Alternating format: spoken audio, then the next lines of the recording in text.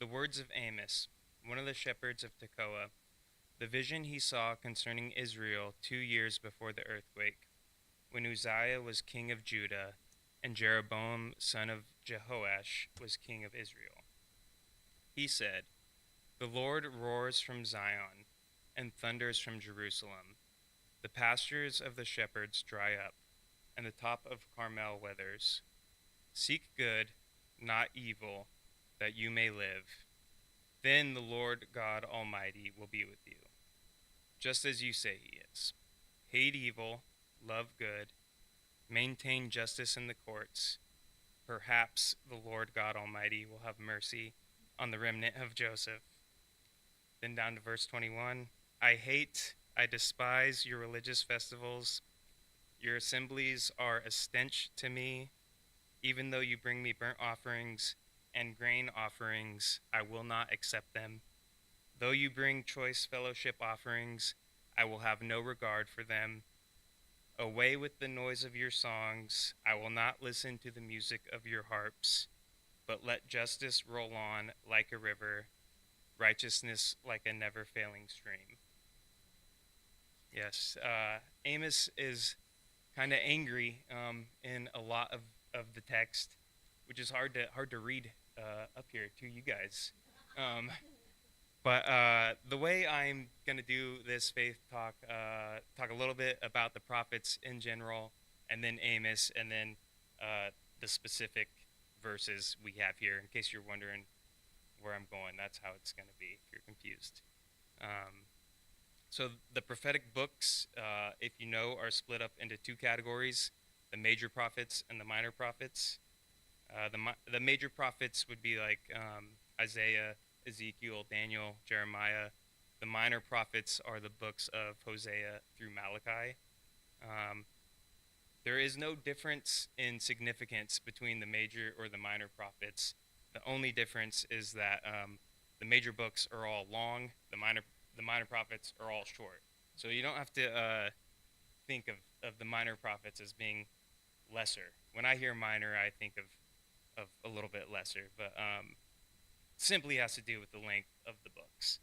Um,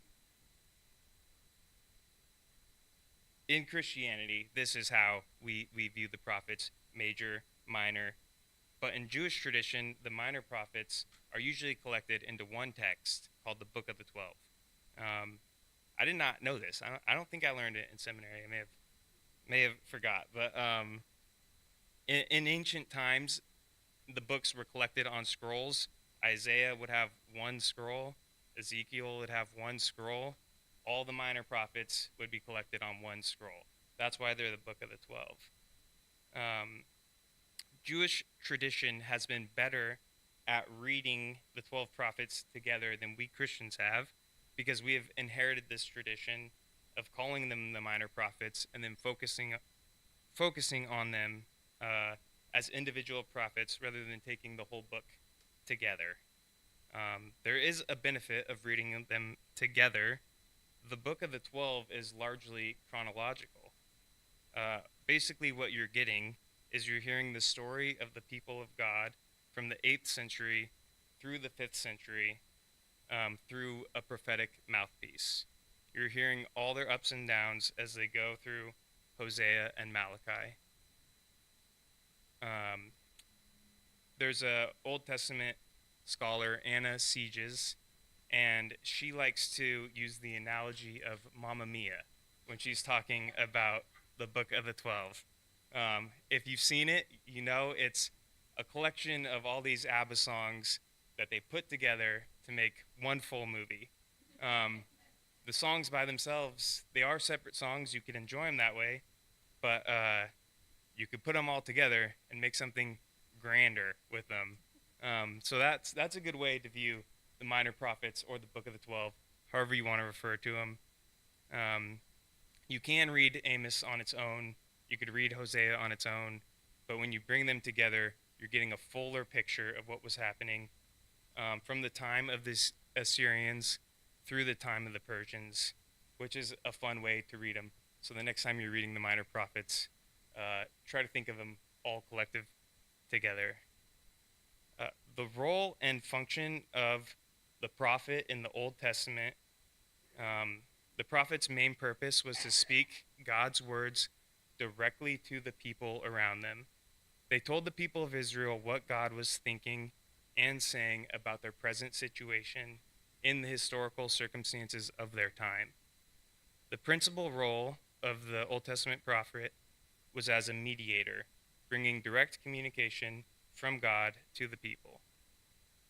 The prophets were sent by God to remind the Israelites of the covenant relationship that existed between them.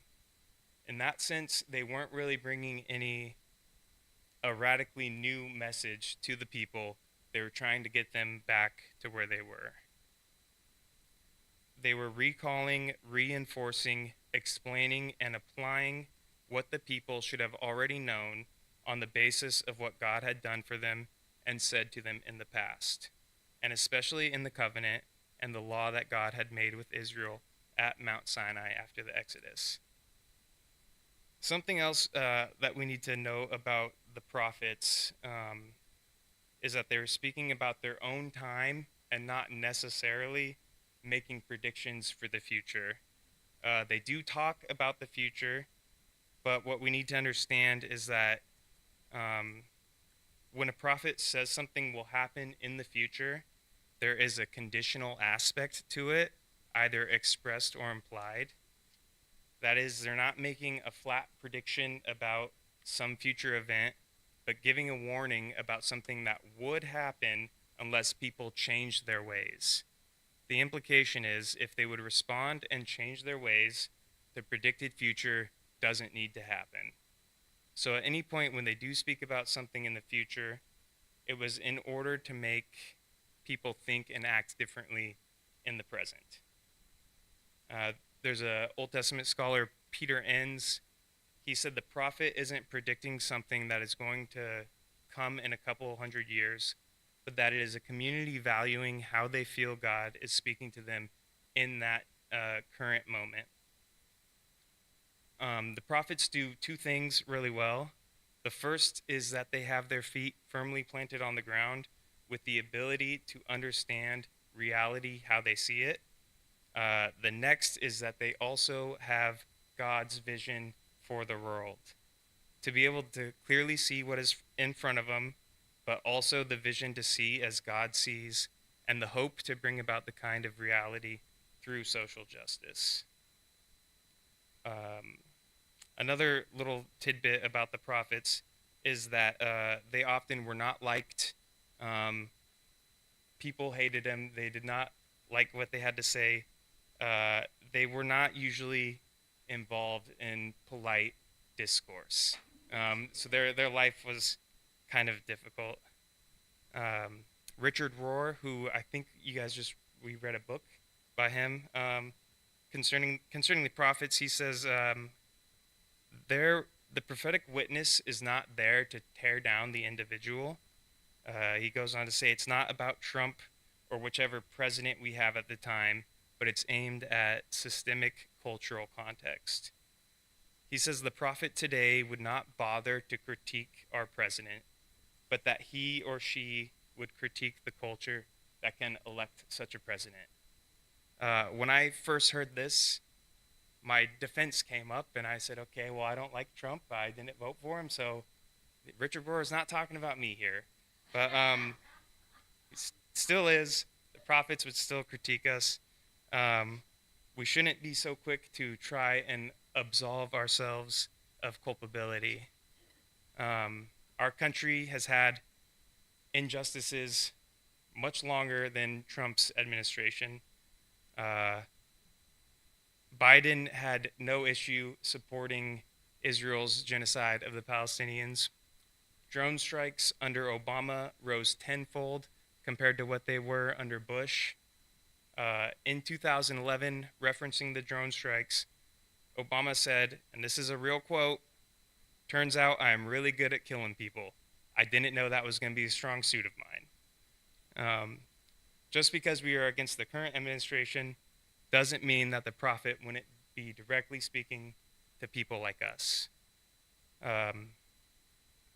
It's easy to jump on the side of the prophet and be with him, but for them, we wouldn't be on his side. He would be confronting people like us. Um, Amos is not concerned with private sins. Amos's focus is on deeper societal problems in Israel in the late 8th century. So it's not just that I have wealth and that is bad. It's about the collective culture we have created that allows some to flourish while others languish. One of the emphases of the prophets is to call people back to the ethics of the covenant faith. Old Testament ethics is not concerned primarily with abstract principles, but with right living in the real world. Relationship with God has implications for the life you're living. Israel is called to be a community redeemed by God and also a means by which God's redemption may include other nations. In this, Israel is an example to and model for the church. Within Israelite society, true justice means giving special protection to those who are least able to defend themselves. Right conduct in a society is the evidence of walking with God, living in covenant relationship with God results in a felt obligation toward his people, and in the practical outworking of that obligation in social duty and responsibility. Amos's focus lies not on questions of worship or politics, but on human beings' treatment of one another and the way people are constantly being hurt by other people and the way God relentlessly champions and defends them. Karl Barth, one of the most influential theologians of our time, said that Amos is the means whereby the conscience of the church has been reawakened into this direction. The cultural context of Amos is one in which not everyone shares in national prosperity and in which people with power and resources are able to further improve their own resources at the expense of people with less power and resources. There isn't a lot of info on Amos himself, except that he's a sheep farmer, which is different than a shepherd. All the commentaries I read made sure to make that point. It's more like he's like a farm owner rather than just a shepherd of sorts. So he's more well off than shepherds, and he was educated and good with his words. Amos's distinct theological theme is his proclamation concerning God's involvement with the nations among whom Israel lives its life. The implication is that God is committed to taking action against nations that wrong his people, but also that he is committed to taking action against nations that wrong other nations. Throughout Amos, you get a clear portrait of an angry God whose main operative paradigm is judgment. It does end kind of on a positive note, but throughout it's mainly judgment. But in order to understand that portrait, we must understand a few things. First, specifically, it assumes that God expects justice and righteousness to form the basis of human behavior in our world, an expectation Amos accuses Israel of violating. Periodically, Amos explicitly communicates these expectations via commands or accusations. However, most of the material in Amos presumes these accusations and focuses instead on the imminence of judgment. Justice and righteousness are God's expectation for the people. Israel's failure to meet these expectations creates a crisis that Amos is called to address on God's behalf. The widespread inhumane treatment of others, especially by those with means and power, to help those less fortunate, make a mockery of God's expectations. Insensitivity toward those in need is rampant and extends into the religious realm, where Israel's religious expression also deviates widely from God's expectations. These two issues, how one behaves towards God and how one behaves toward others, constitute the bulk of Amos's accusatory language. The reason for Amos's condemnation of the neighboring nations is not because they are enemies of or have committed crimes against Israel. Rather, they are guilty of offending against a universal divine law that derives from God's dominion over his creation. Israel has a clearer understanding of God's will, but there is a certain level of morality that can be discerned by other nations too, and that makes them answerable to God. Inhumane treatment and disregard of others figure prominently in the accusations made by the prophet. These accusations include failing to see suffering and ignoring the needs of the poor, either because of misguided sense of entitlement or because of self-absorbed behavior by people who are too intent on satisfying their own desires to notice the needs of others around them. In addition, these accusations imply that those who have the means and power to do so are obligated to help those who are less fortunate. Finally, Amos's accusations emphasize that ethical behavior is a starting point for all humanity, not merely an expectation for God's people. God expects justice and righteousness to be the pillars that orient behavior for the faithful. So now, getting into the specific verses, Amos 1 talks about who Amos is and where he's coming from. Amos 2 functions as the motto for the book in a theophany portrayal, and that just means a portrayal of God in the Bible when he's talking to people. The brief bit depicts the message in which Amos, who comes from the outskirts of Jerusalem, delivers God's words of judgment against Israel. Amos 1:2 uses the metaphor of a lion roaring from its den when describing God uttering his voice from Jerusalem. The verse presents a cause and effect scenario. Yahweh utters his voice from Jerusalem, and the northern kingdom withers from the pastures of the shepherds to the top of Carmel. This mountain, Carmel, forms a sort of poetic counterpoint to Jerusalem because of its height and its religious significance. It was the site of the famous battle between Elijah and the prophets of Baal. The mountain also had religious importance for the northern kingdom, which will be brought up in some of the other minor prophets. Verses 14 and 15, the unit presents a series of imperatives that suggest that the northern kingdom will endure if they behave as God desires. Verse 14 says, "Seek God and not evil," is tied to two purpose clauses. One, so that you will live, and two, so that God will be with you. In 15, there's three commands: hate evil, love good, establish justice in the gate. They extend what was going on in 5:14 in hopes of persuading God to show mercy. The commands represent nothing short of a complete reversal of the current situation that they were living in. Verses 21 through 24 are the most famous verses in Amos that you've probably all heard before. The text is a ringing denunciation of all things religious, but not because religious expression itself is meaningless.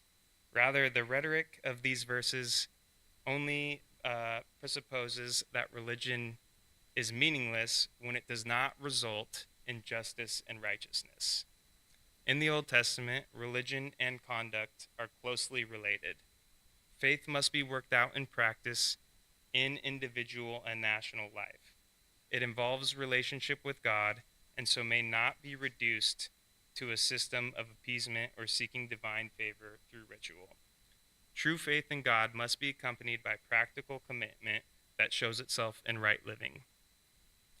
The verses 21 through 23 are set up in parallel sets of negative statements that express God's rejection of festivals, sacrifices, and music.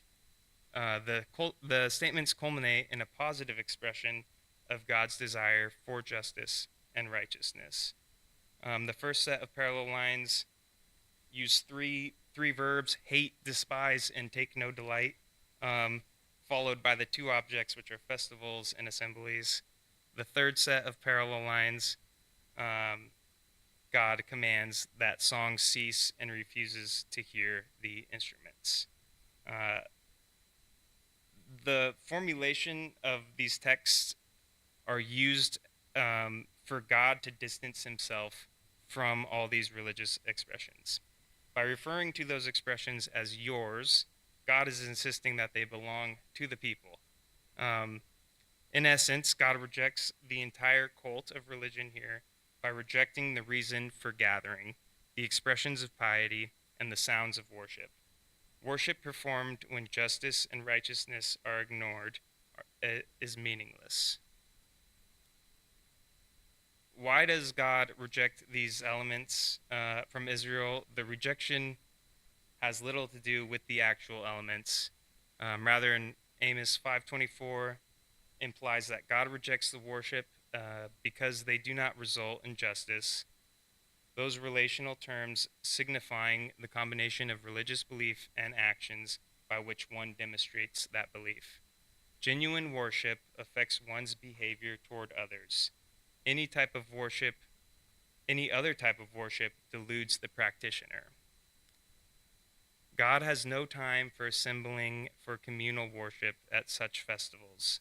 We could imagine Amos giving this message to people assembled for a festival at Bethel or Jerusalem or wherever, um, going to worship and seeking God's guidance and sustaining cannot work if people of God are simultaneously letting judicial procedures treat people unfairly. Karl Barth has a modern reading of verse 21 through 24. Um, he says, I despise your lectures and seminars, your sermons, addresses, and Bible studies. I take no delight in your discussions, meetings, and conventions. For when you display your hermeneutic, dogmatic, ethical, and pastoral bits of wisdom before one another and before me, I have no pleasure in them. I disdain these offerings of your fattened calves. Take away from me the hue and cry that you old men raise with your thick books, and you young men with your dissertations. I will not listen to the melody of your reviews that you compose in your theological magazines, monthlies, and quarterlies. Without justice for those around us, all that we do is meaningless. I want to affirm that I think we are great here. We do a lot. I love it. I love all you guys. That being said, we should still sit with Amos's texts. It still is referring to us. We have to ask ourselves, in what ways are we complicit to the evils going on both here in our city, in our country, around the world? Walk in pretty much anywhere in San Diego, you are confronted with injustices. I live in PB. I don't leave PB too often, but walking down the beach, there are a lot of homeless people. I go downtown to the House of Blues occasionally, take the trolley to the Fifth Avenue stop. When you get out of the trolley, you have immediate suffering in your face. There's no way to not see it. The prophets would ask us how we are okay with seeing that and then continuing on. It's really sad to see the state of our cities. It leaves you wondering where justice is for these people. Individually, there is very little that I could do to end poverty. The prophets wouldn't critique us as individuals, but as the whole church, not just Anabaptists, not just our congregation, but the church universal. And they would ask, how could we let things get so bad? The prophets would critique the church for the amount of money, resources, and people we have. Yet we have brothers and sisters on the streets of every major city in America suffering and dying alone. The prophets would critique the church for allowing a society that would let a few billionaires thrive at the expense of the entire working class. The prophets would critique the church for allowing the country to have the highest incarceration rate in the world. The prophets would critique the church for its outright support of Israel in its genocide of the Palestinian people. None of these are direct results of the church and the choices, but it is our obligation as people in relationship with God to challenge and work at reversing any system that is unjust. All that we do and say and preach means little when we so easily turn a blind eye to the suffering around us. Jesus says, "Not everyone who says, 'Lord, Lord,' will enter the kingdom of heaven, but only the one who does the will of my Father." And as Amos tells us, the will of God is to let justice flow like a river. A big chunk of my thesis that I wrote for school was on two Catholic priests who were brothers, Daniel and Philip Berrigan. They spent their entire lives demanding and fighting for justice. Both of them spent time in prison for their protests against the Vietnam War. Philip Berrigan has this quote where he says, "If enough Christians followed the gospel, they could bring any state to its knees." Another way of framing this is, if enough Christians followed the gospel, they could bring about an end to injustice in their cities and in their countries. If enough Christians followed the gospel, we could bring about the end of needless suffering. If enough Christians followed the gospel, we could let justice and righteousness flow like a never-ending river. Amos would challenge us to see how our privilege is shielding us from the pain and suffering of others. We need to seriously examine how the church is complicit in the injustices of this country. As Amos says, we need to hate evil, love good, maintain justice in the courts, then God will have mercy. Do not give up. Do not give up hope. Do not despair. We are not powerless in this. The good news in all of this is that we have the power and the ability to partner with God and with each other to make real lasting changes in our society. The prophets are an early warning system for culture. May we heed their warning and respond appropriately. Amen.